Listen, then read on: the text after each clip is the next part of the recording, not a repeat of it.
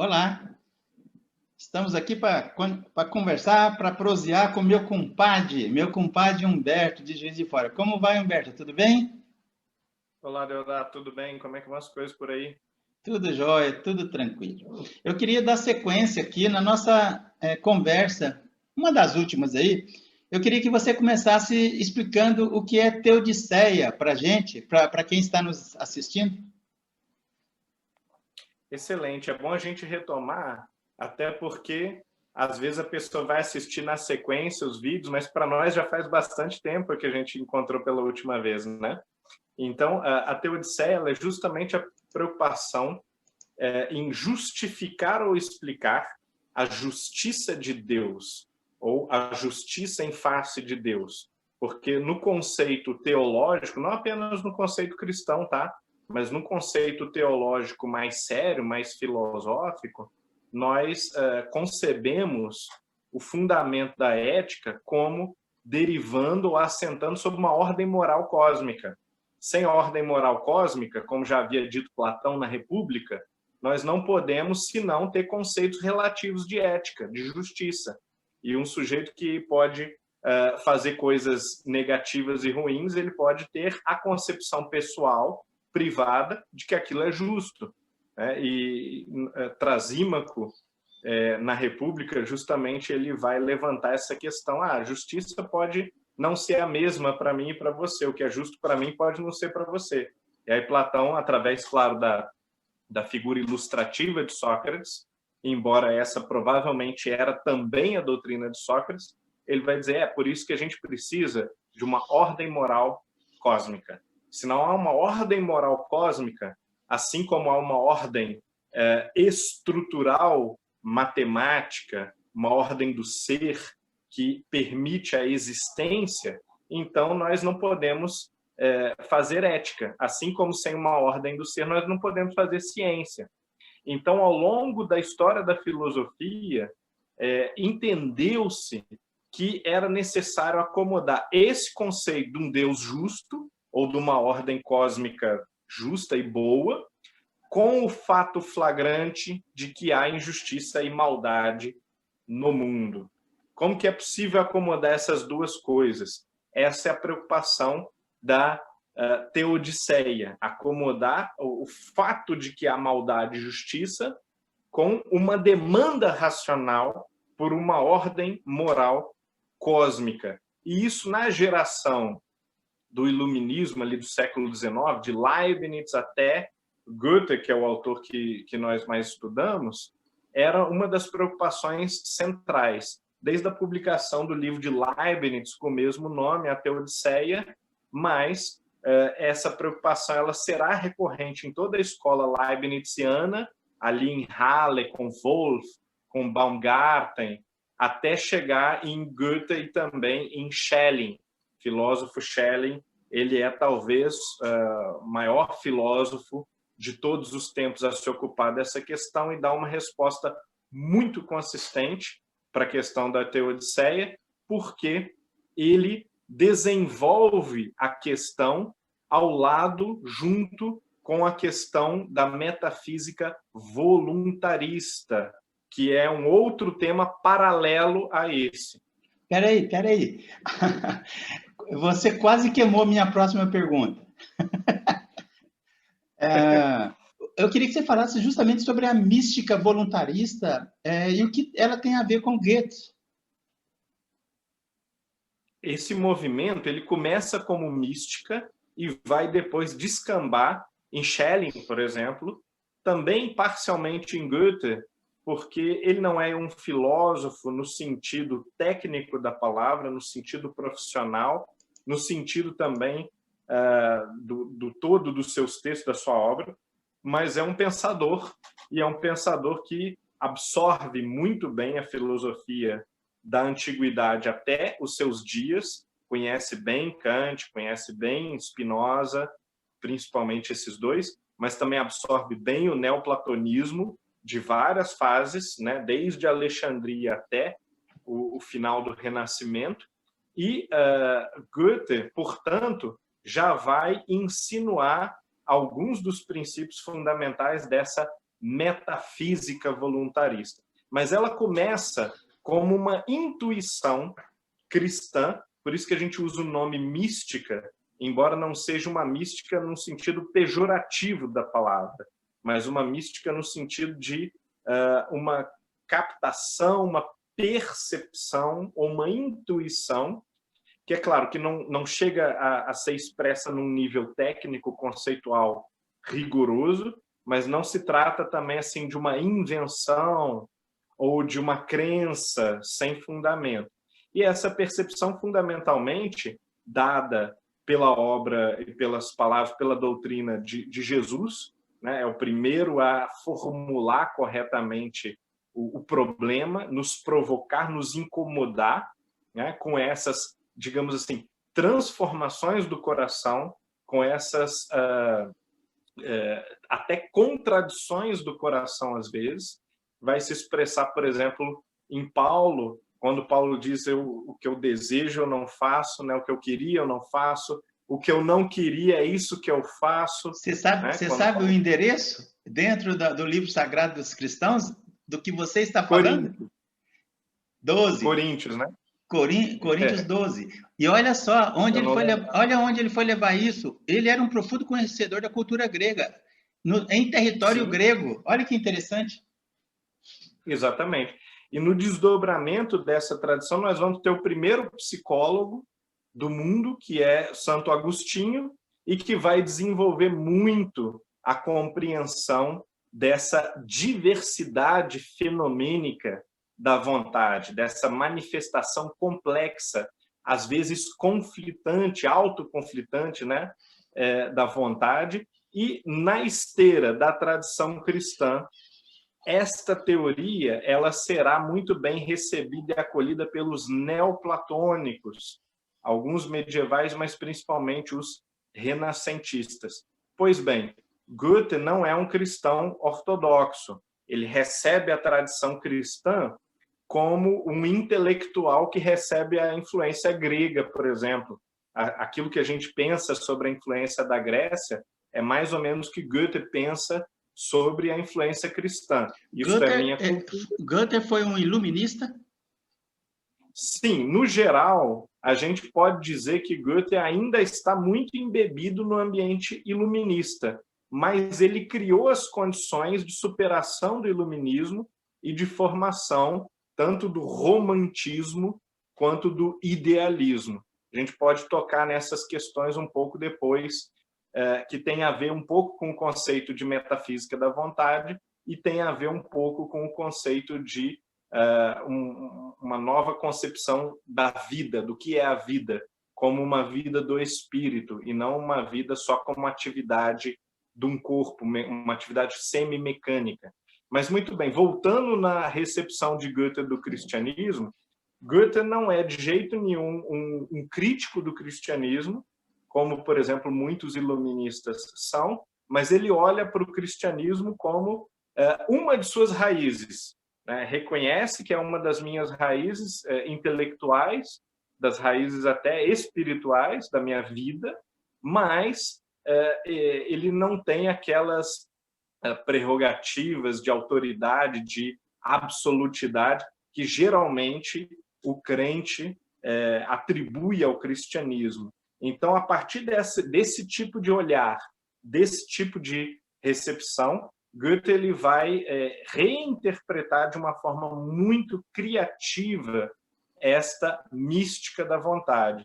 Vai casá-la com Spinoza, que é um autor de origem judaica, mas se assemelha mais a um pagão, ou quase até a um materialista, embora os alemães não o vejam como materialista, e sim o vejam como um panteísta, né? E através desse casamento de uma mística voluntarista cristã, lida platonicamente com Spinoza, Goethe vai conceber a ideia de uma natureza, ou um Deus, se nós preferirmos, um Deus-natureza, como o Deus de Spinoza, que era o ser, né? A realidade, aquilo que existe, tudo aquilo que é, e um Deus-natureza vivente, pulsante, não mais puramente dividido e estático, como uma ordem matemática, como o imaginaram muitos racionalistas, né? Embora não de uma maneira reducionista, talvez, mas, no geral, os racionalistas tendiam a visualizar Deus como um puro intelecto, assim como Aristóteles visualizava a origem divina de todas as coisas.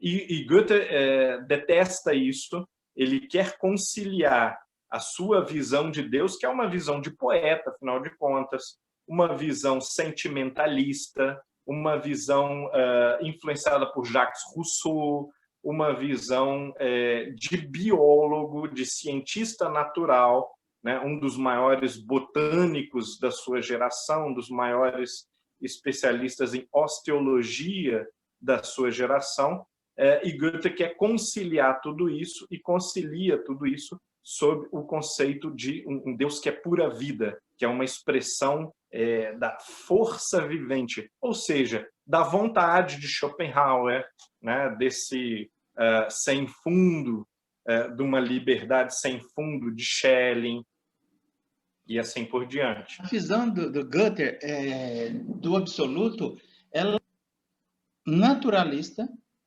é uma pergunta, tá? Ela é naturalista, panteísta, enxergava Deus na natureza e na estética, na beleza? É isso? Ou a minha pergunta precisa ser melhor ajustada? É exatamente isso, embora a pergunta merece ser complementada, não corrigida.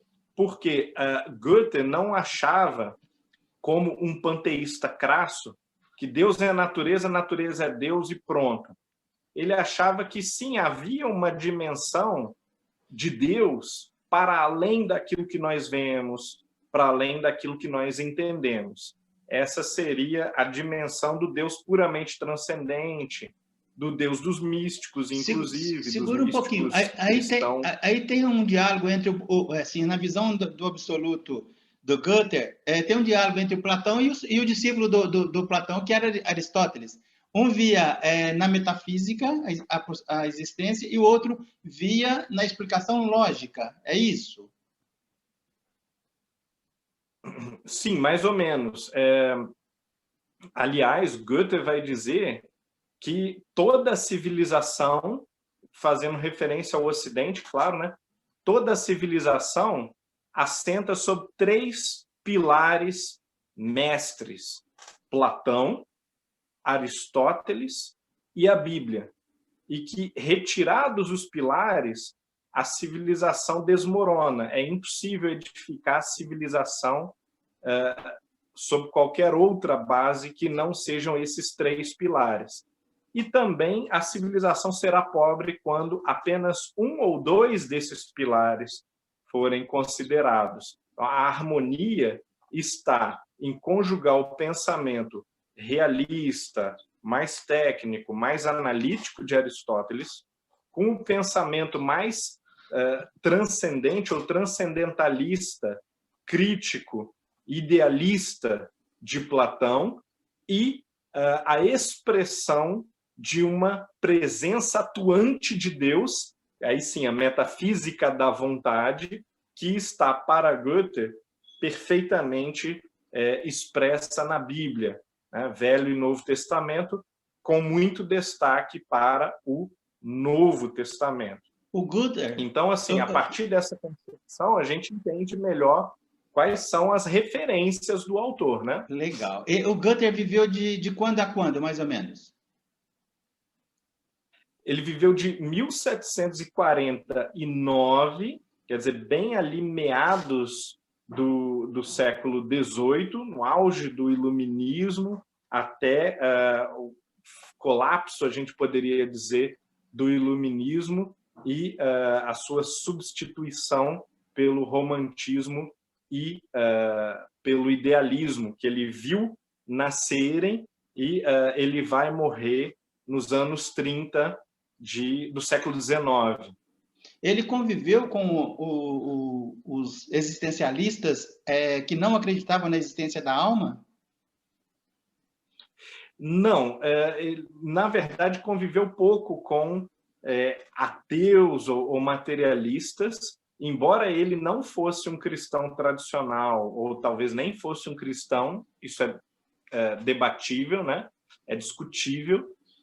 Ele entendia que o ateísmo era uma espécie de abominação, né? Uma espécie de pobreza de espírito. Na verdade, a maioria desses filósofos dessa época tem esse pensamento. Kant, na total contramão, por exemplo, do iluminismo francês, que militava em favor do ateísmo e acreditava realmente que a ideia de Deus era uma ideia bárbara, uma ideia puramente supersticiosa, né? Kant, ao lado dessa tradição leibniziana, principalmente da filosofia alemã, entendia que a razão ela conduzia inevitavelmente a uma contemplação de Deus, ou pelo menos a consideração da ideia de Deus como um paradigma que dirige, né, o pensamento racional. Só a título de exemplo, para nós vermos que, de fato, o iluminismo, um pouco ao contrário do que nós imaginamos, às vezes, nossos manuais, nossa mentalidade geral, ela é muito construída à sombra da França, mas no ambiente alemão, o iluminismo esteve muito longe de caminhar na direção do materialismo, do ateísmo.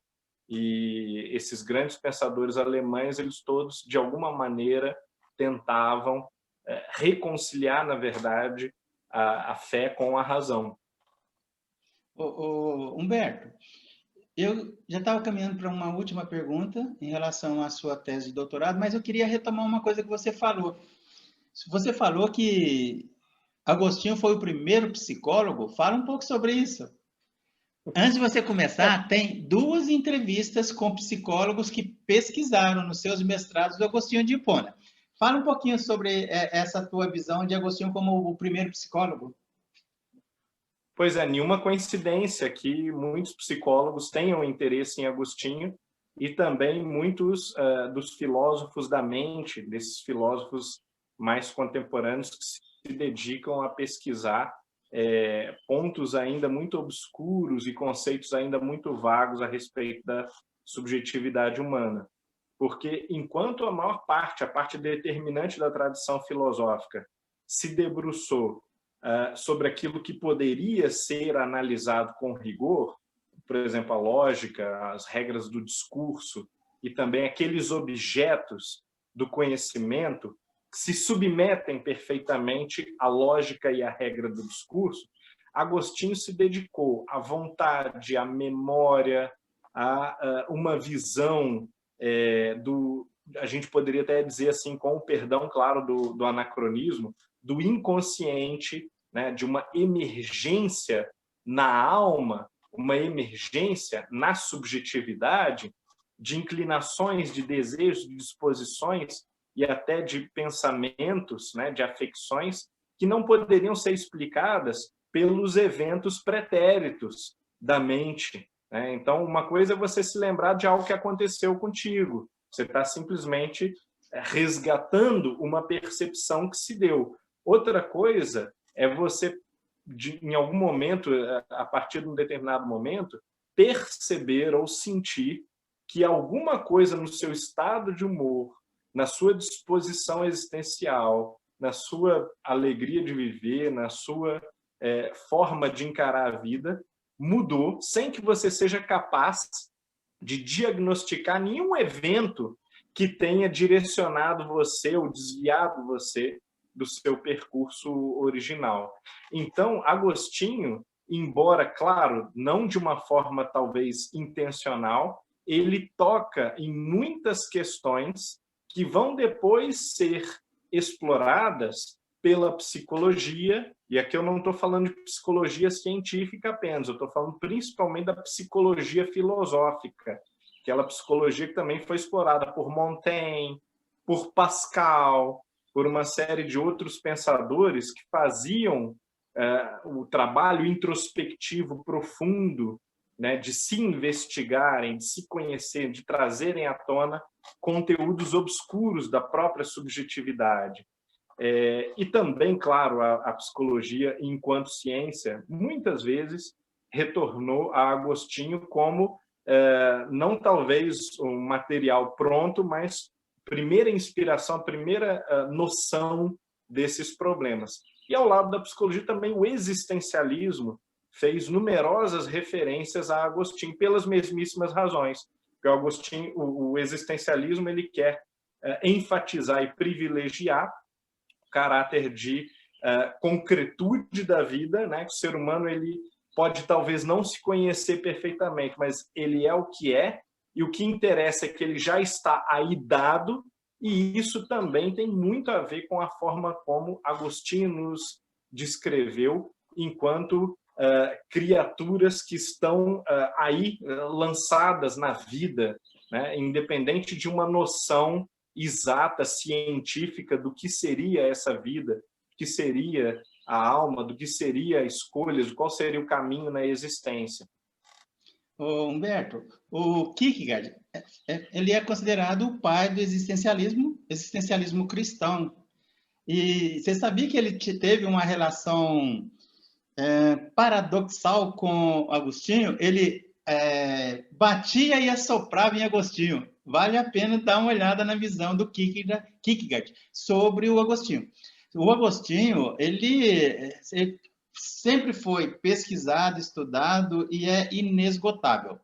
Tem uma playlist no meu canal onde várias pesquisas sobre vários aspectos, buscando uma visão 360 graus sobre o pensamento de Agostinho.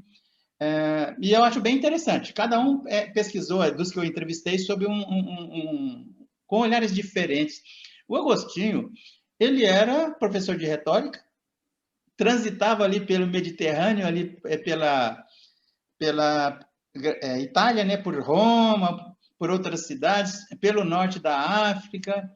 Ele era sempre chamado para pregar e foi um sujeito fantástico. A produção dele foi assim inesgotável. Você já ouviu falar que tem um período meio obscuro que não aparece nada escrito por ele, chamado de a década obscura? Se não me engano, de 390 a 400, por ali. Tem gente pesquisando onde foi parar o que ele produziu, se é que ele produziu nesse período. Rapaz, mas assim, é bem interessante a tua leitura do Agostinho, mesmo porque ele é considerado também, entre aspas, o pai da mística medieval, porque a relação dele com o absoluto, de um sujeito racional, que de repente tem essa mudança brusca na vida dele, ela, nas confissões, parece que ele está fazendo, em alguns momentos, declaração de amor ao absoluto, como se fizesse uma declaração de amor para uma mulher. É extremamente interessante. Mas vamos navegar, vamos lá para as questões do arbítrio, né, do livre-arbítrio. Na sua tese, aliás, o nome dela é Livre-Arbítrio e Sistema. Para caminhar para o fechamento, eu gostaria que você falasse um pouquinho sobre essas questões do livre-arbítrio e do sistema, para a gente fechar essa nossa prosa de hoje. Excelente. Questão que, por acaso, também tem muito a ver com Santo Agostinho, uma controvérsia entre Agostinho e Pelágio, e uma controvérsia que ela é repetida ou reciclada no embate entre Erasmo de Roterdã e Lutero. Muito bom. Peraí. Sem seccionar o seu fechamento de forma nenhuma, porque eu estou muito curioso, mas eu quero fazer um parênteses aqui, a gente vai lá atrás e volta, só para jogar uma pimentinha aí no Agostinho de Hipona. Eu não preciso nem falar que eu sou encantado, estou lendo a obra dele de forma aleatória, aí, porque eu não sou um pesquisador, mas eu mergulho, estou mergulhando. Mas você sabe que ele foi vaiado uma vez? Campeão, o professor de retórica sabia, ninguém sabe disso. Só um pesquisador que buscou nos sermões dele onde consta a vaia que ele tomou. Depois, em off, eu comento com você, senão a gente vai sair fora. É interessantíssimo. Ele foi um ser humano brilhante, uma produção enorme, brilhante, mas também teve os seus percalços enquanto ser humano. A vaia de Agostinho, ninguém fala dela. Fecha parênteses, vamos voltar lá no livre-arbítrio.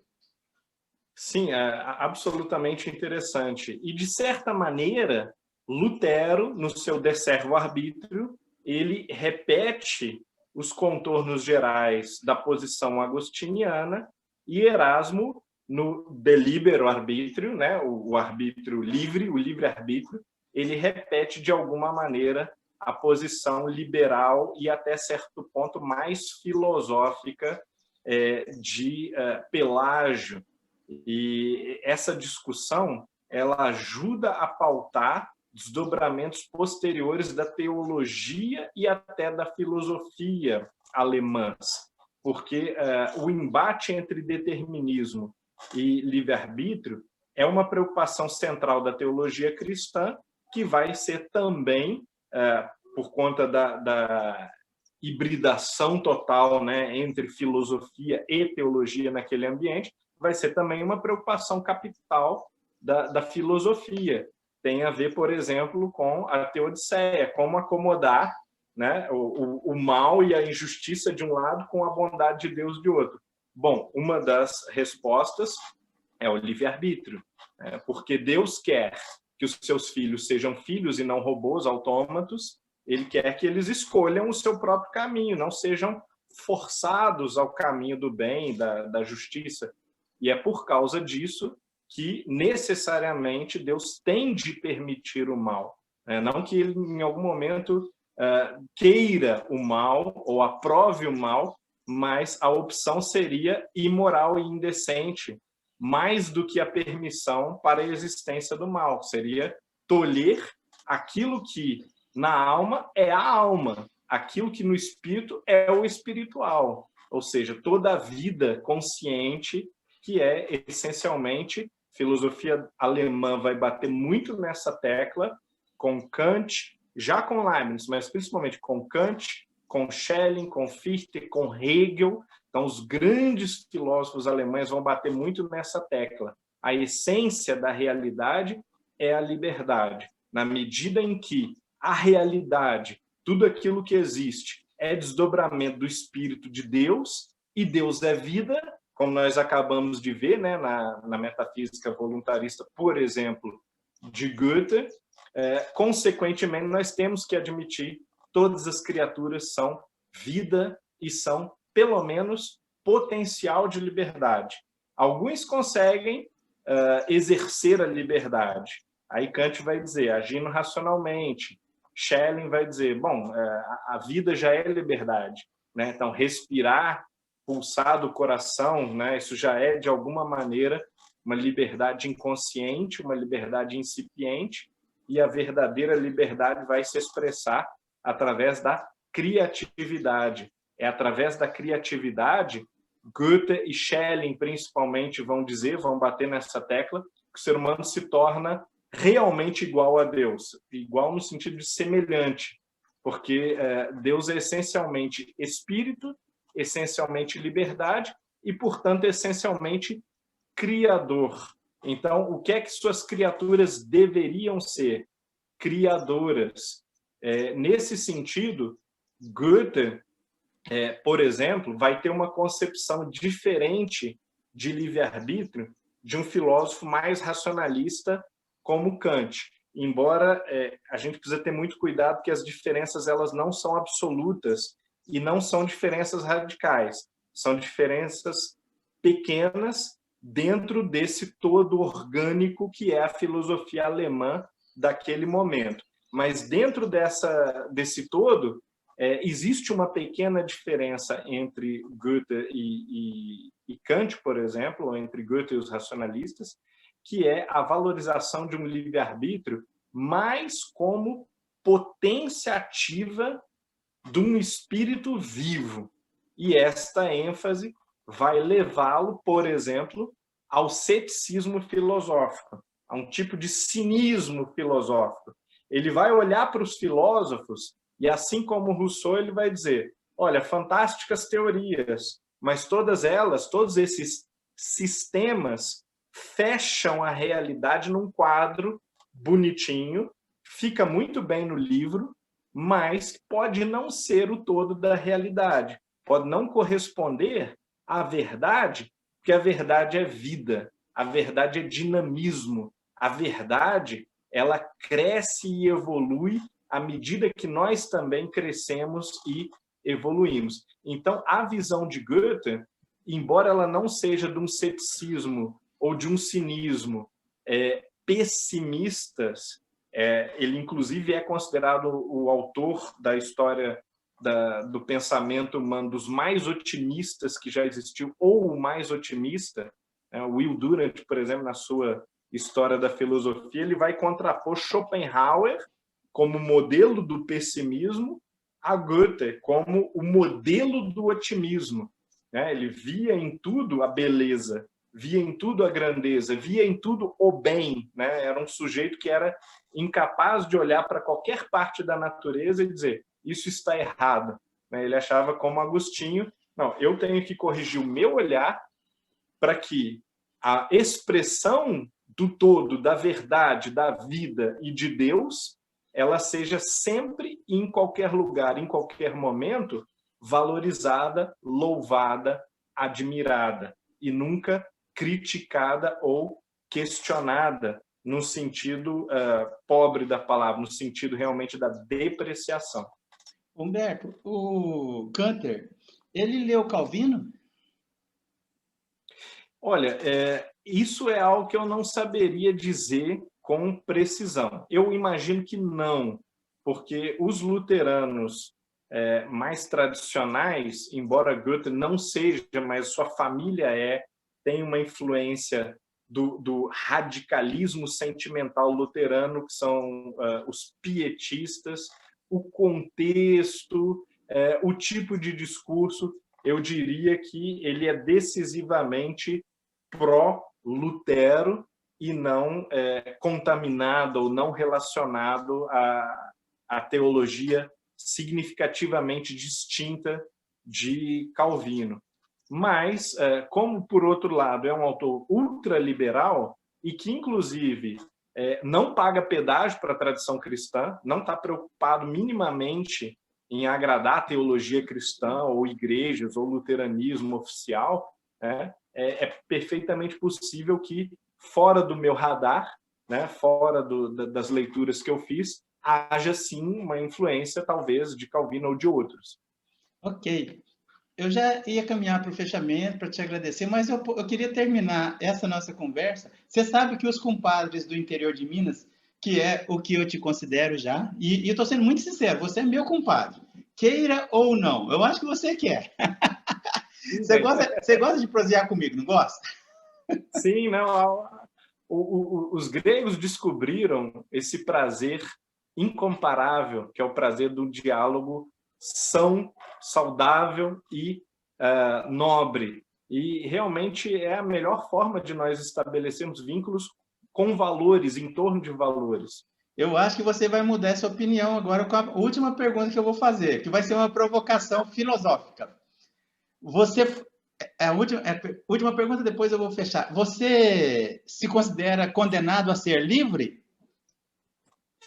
Olha que é uma casca de banana, hein? Eu tô jogando Sartre e assim, trazendo Sartre algumas décadas, 50 anos para trás, para jogar essa pergunta para o Gunter. Mas como ambos já morreram, eu estou jogando para você, para te provocar. Olha, eu diria que sim, mas assim como Goethe, não de nenhuma maneira num sentido pessimista da palavra condenação. Eu diria que, no sentido otimista, a condenação à liberdade ou a determinação de liberdade, ela é uma determinação toda virtuosa e da qual nós não podemos nos queixar. Ela é uma determinação, por assim dizer, da razão. Você sabe que eu acho muito interessante essas questões do bem e do mal, da justiça divina, e muita gente se debruçou sobre isso. Eu não consigo, assim, para mim, com as minhas limitações, entender como, depois de 10 milhões de mortos no Holocausto, o judaísmo não acabou, o cristianismo não acabou, porque a única resposta é a do Gunter mesmo, né? Que é o livre-arbítrio que trouxe... dizem que o mal foi uma criação humana, né? Ok, cara, muito bom. Eu entendo que todo pastor evangélico deveria ouvir uma palestra sua sobre a tua tese de doutorado. Com certeza, ia agregar muito valor. Muito obrigado, um abração. A gente volta a se falar mais vezes aí no futuro, tá bom? Forte abraço, muito obrigado por tudo, amigo. Valeu. Ó, eu vou encher a tela aqui antes de terminar para dar um recado. Vou me colocar na tela. Até então, aqui eu tinha colocado você. Eu estou me colocando na tela para falar o seguinte. Você que acabou de assistir, chegou até aqui nesse meu bate-papo com o doutor em Ciências da Religião, é isso? Isso. Doutor em Ciências da Religião, Humberto Schubert Coelho. Por favor, coloque as suas concordâncias, discordâncias, os seus comentários. Se gostou, dê o like. Se não gostou, dê o dislike. Mas queremos trazer você para Ágora Virtual, para bater papo, para prosear. Com toda certeza, o doutor Humberto, professor Humberto, vai gostar de trocar algumas ideias aí. Então, siga o canal, compartilhe com os teus amigos, venha participar dessa Ágora. Um abraço, tchau, até mais.